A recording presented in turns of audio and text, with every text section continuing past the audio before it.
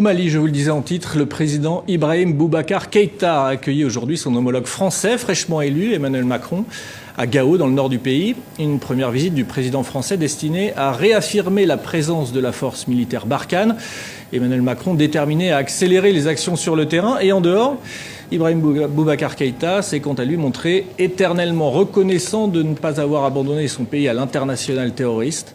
Dominique Larèche était à Gao pour TV5 Monde. Il faut agir vite et ne pas perdre de temps pour que les mouvements djihadistes ne commencent pas à se fédérer à nouveau.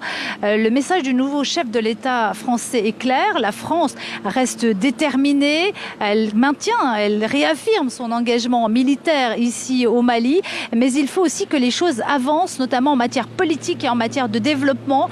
Comprenez, il faut faire avancer la réforme constitutionnelle malienne, mais aussi les accords, la mise en œuvre effective des accords de paix intermaliens, les accords dits d'Alger.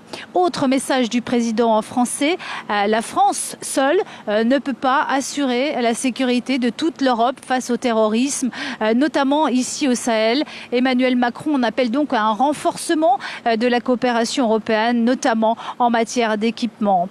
Et puis face à une situation qui s'enlise ici au Mali, voire qui s'envenime même à la frontière avec le Burkina Faso, face à des attentats qui perdurent, des violences qui persistent, eh bien, une solution doit être améliorée. C'est la question du G5.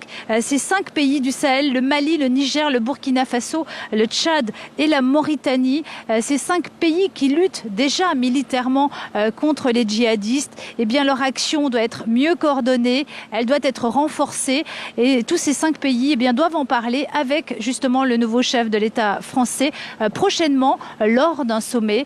À terme, l'objectif, bien sûr, c'est que finalement, il y ait une appropriation africaine de la gestion des crises.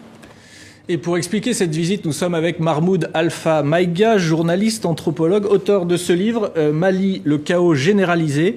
La volonté française donc réaffirmée pour poursuivre l'opération Barkhane. On finissait justement ce plateau à Gao par le G5 Sahel, Emmanuel Macron qui veut se rendre à la prochaine réunion, qui veut renforcer la coopération avec ces pays du G5 Sahel. Un groupe créé il y a un peu plus de 3 ans. Quelle est son efficacité réelle aujourd'hui sur le terrain pour lutter contre le terrorisme? L'efficacité n'est pas évidente, mais la présence Barkhane est une certitude et une garantie.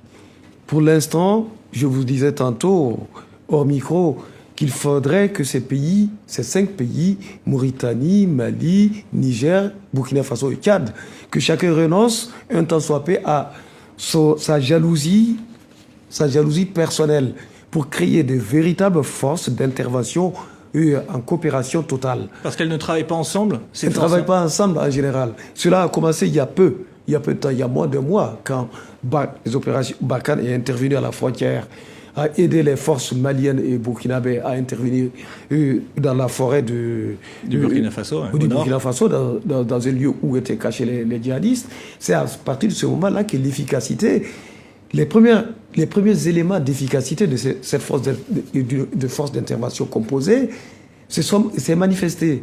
Sinon, pour l'instant, chacun garde son coin et ça donne les résultats qu'on leur connaît. La guerre asymétrique menée par ces djihadistes qui surprennent les forces des États concernés sur les positions. Alors Barkhane doit encadrer évidemment ses forces. Hein, c'est nécessaire. Barkhane, elle a été encouragée, réaffirmée par le président français. Là encore, l'efficacité militaire, elle peut être discutée tout de même parce que depuis 2016, notamment, les violences ont augmenté. On a vu une recomposition des groupements djihadistes. Est-ce que c'est une bonne solution finalement cette voie militaire renforcée comme ça? Il n'y a pas d'autre voie que la voie militaire. Il n'y a pas d'autre voie que l'intervention dans le système d'encadrement par Barkhane. Je viens de là, j'ai très bien vu, j'ai bien observé que sans l'intervention ou les positionnements de Barkhane pour orienter les armées de chez nous, rien ne sera efficace. Mais là, justement, l'efficacité, elle peut être mise en question sur ces 3 années-là de Barkhane? Et pas côté intervention française. De Serval à Barkhane, tout a été efficace. Mais c'est localement, au niveau des armées, qu'il y a des défaillances techniques sur le terrain, liées peut-être au matériel, à la formation des hommes, ou peut-être au courage des hommes. Ouais, alors On sait que le djihad, la réponse, elle n'est pas seulement militaire. Il y a des causes sociales qui perdurent et qui font que cette zone du Nord Mali et zone sahélienne est en tension. Du coup, on a le sentiment, est-ce que vous le partagez, qu'il y a un certain enlisement, notamment au nord du Mali?